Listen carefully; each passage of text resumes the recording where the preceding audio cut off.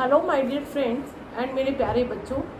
अच्छा लगा आप लोग इस टाइम भी अपने आप को टाइम दे रहे हो और पढ़ाई करते जा रहे हो, क्योंकि मैंने अपने चैनल में अच्छा रिस्पांस देखा है आप लोग। और इसी तरह पढ़ते रहिए, क्योंकि एजुकेशन एक ऐसी चीज़ है जो कभी भी ख़त्म नहीं होगी। ये वक्त भी गुजर जाएगा और हम लोग फिर एक बार उसी तरह लाइफ में वापस आएंगे, तो हमारी पढ़ाई भी कंटिन्यू चलती रहनी चाहिए।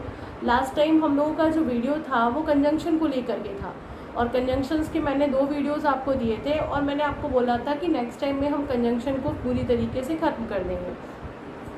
तो आज हम जिन जिन कंजंक्शंस की बात करते हैं वो कंजंक्शन हमारे हैं एक हार्डली, स्कार्सली। हार्डली स्कार्सली अपने साथ हमेशा व्हेन का यूज़ करता है, और हार्डली स्कार्सली जो कंजंक्शन है वो उसका अर्थ होता है मुश्किल से। और इसकी एक खास बात होती है कि हार्डली स्कार्सली को हम इन्वर्जन के तौर पर रखते हैं। अब आप सोचते होंगे कि इन्वर्जन क्या है। तो इन्वर्जन को अगर हम देखें तो हिंदी में आप लोगों ने समास पढ़ा होगा। तो एक समास होता है जिसे हम लोग कहते हैं अव्ययीभाव समास। उसका जो डेफिनेशन है वो ये कहता है कि जिसमें पहला पद प्रधान हो और वो मुख्य भी हो।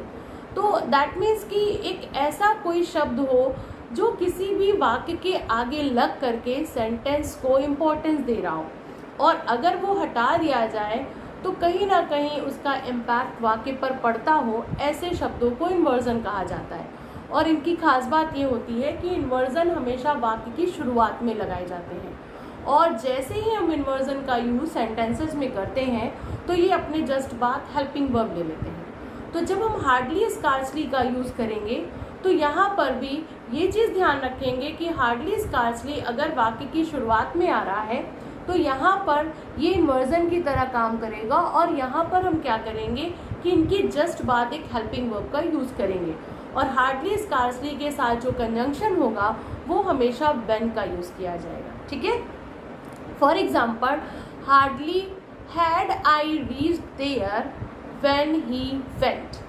अब यहाँ पर क्या है, मैंने हार्डली का यूज़ किया, और हार्डली के जस्ट बाद मैंने आप देखिए हेल्पिंग वर्ब का यूज़ किया है। क्यों? क्योंकि हार्डली शुरुआत में आ रहा है। तो ऐसा कोई भी वाक्य में आपको लगे कि ये शब्द हमारे सेंटेंस की इम्पोर्टेंस को शो करा रहा है तो वो हमारा इन्वर्जन कहलाता है, और इन्वर्जन अपने हमें बाद हमेशा हेल्पिंग वर्ब यूज़ करता है। नेक्स्ट हम जिस कंजंक्शन की बात करेंगे वो भी एक इन्वर्जन के तौर पर आता है, जिसे हम लोग कहते हैं सेल्डम, इफ, एवर। तो जब सेल्डम के साथ इफ लगाया जाता है तो सेंटेंस में एवर का यूज़ किया जाता है, और जब सेल्डम के साथ और लगाया जाता है तो नेवर का यूज़ किया जाता है। दोनों में फ़र्क क्या होता है? सेंटेंस में नहीं, यहाँ पर हमें साउंड पर ध्यान देना है। जब हम सेल्डम इफ एवर बोलते हैं तो वाक्य का जो साउंड होता है वो पॉजिटिव होता है, और जब हम कभी सेल्डम और नेवर बोलते हैं तो वाक्य का जो साउंड होता है वो नेगेटिव होता है। कैसे?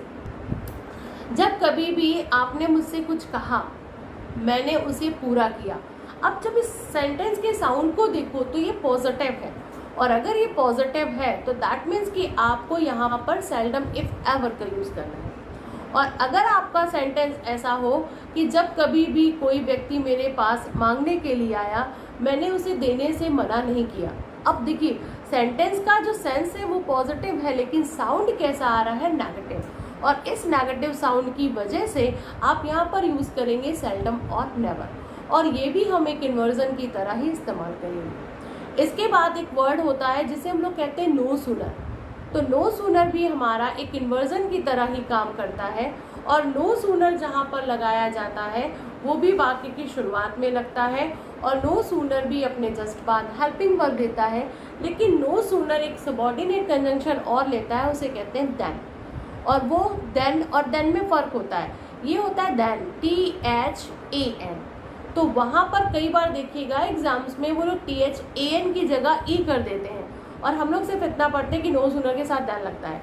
तो देन में भी आपको ध्यान रखना है कि THEN नहीं THAN का यूज़ करना है। तो ये वर्ड्स जो हैं ये हमारे कैसे यूज़ किए जाएंगे? इन्वर्जन के तौर पर, और ये वाक्य की शुरुआत में लगते हैं और अपने बाद हेल्पिंग वर्ब देते हैं। इसके बाद जो हम कंजंक्शन की बात कर रहे हैं वो है वेदर। वेदर कंजंक्शन उस कंडीशन पे लगाया जाता है जब हमारे पास सिचुएशन हाँ या ना की हो, जैसे he asked me whether my name is Richa, तो यहाँ पर वो मुझसे ही पूछ रहा है। तो अगर वो मुझसे पूछ रहा है कि आपका नाम रिचा है, तो मेरा नाम रिचा है तो मैं बोलूँगी हाँ, और अगर नहीं है तो मैं बोलूँगी नहीं। तो दैट मीन्स कि यहाँ पर जो सिचुएशन आ रही है वो हाँ या ना की आ रही है। ऐसी कंडीशन पे आप हमेशा वेदर का यूज़ करेंगे। यही वजह है कि जब क्वेश्चन में लिखा होता है ही हैज़ डाउट, अब डाउट का मतलब शक, और शक का मतलब हो भी सकता है और नहीं भी हो सकता है। तो ऐसी कंडीशन पे हम जो कंजंक्शन लगाते हैं वो होता है फैक्ट। तो जब आप डाउट को देखेंगे तो वेदर लगाएंगे। लेकिन अगर हम सेंटेंस को थोड़ा सा चेंज कर दें और लिखे आई हैव नो डाउट, तो जब मुझे कोई डाउट नहीं है दैट मीन्स कि मैं कंफर्म हूँ, तो ऐसी कंडीशन पे हम वेदर को नहीं यूज़ करेंगे। ऐसी कंडीशन पे हम हमेशा दैट का यूज़ करेंगे। तो वेदर कंजंक्शन आप याद रखिएगा कि हम वेदर कभी लगाते हैं जब हमारी कंडीशन कैसी होगी, हाँ या ना की। इसके बाद हम नेक्स्ट कंजंक्शन की बात करते हैं, वो होता है अनलेस। अनलेस मतलब जब तक नहीं। और एक खास बात और कि अनलेस हमेशा नेगेटिव वर्ड है, और अनलेस अपने जस्ट बाद कभी भी नॉट का यूज़ नहीं करता है। ये मैंने आपको बताया भी था जब शर्त बताने वाले मैंने आपको पढ़ाई थी। तो इसके बाद नेक्स्ट हम कंजंक्शन की बात करेंगे।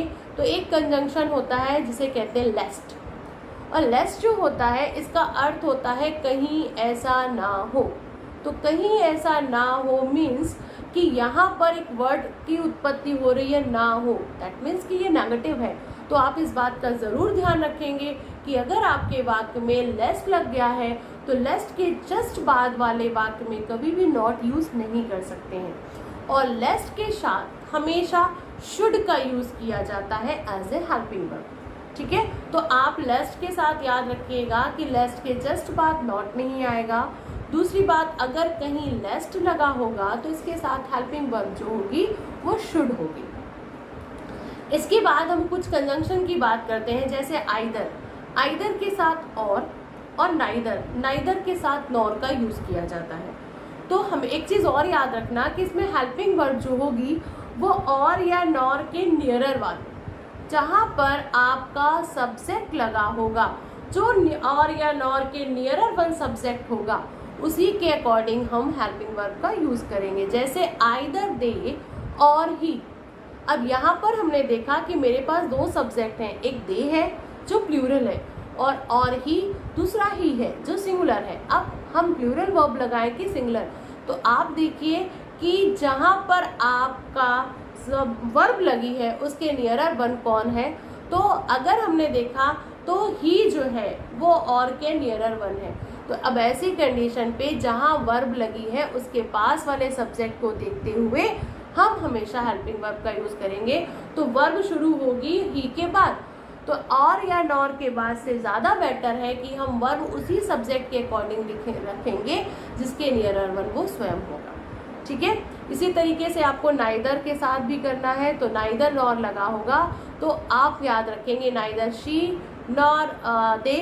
तो यहाँ पर हमें हेल्पिंग वर्ब देखनी है कि बाद में लगी है तो उसके पास कौन पड़ रहा है, दे। तो दे के अकॉर्डिंग हमें प्लूरल बनाना है।